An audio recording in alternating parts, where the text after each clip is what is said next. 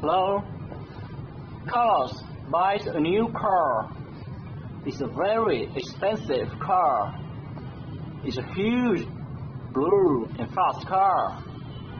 While driving down the street, Carlos sees a girl on a bicycle. She has long blonde hair and is beautiful. He yells to her. What's up? She's nodding. He yells. How's it going? She keeps going and ignoring. He yells. Hey, why won't you talk to me? I want to go to dinner with you. I'll take you to an expensive restaurant. The girl turns, gets off the bike, and looks at him. She says, I don't want to go to dinner, but if you in the car, I will give you a surprise. Carlos says. Okay?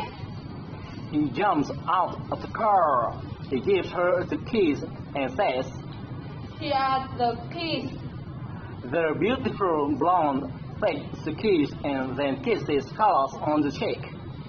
Then she jumps into the car and drives away. Carlos stands on the sidewalk. Now he has no car, no girl.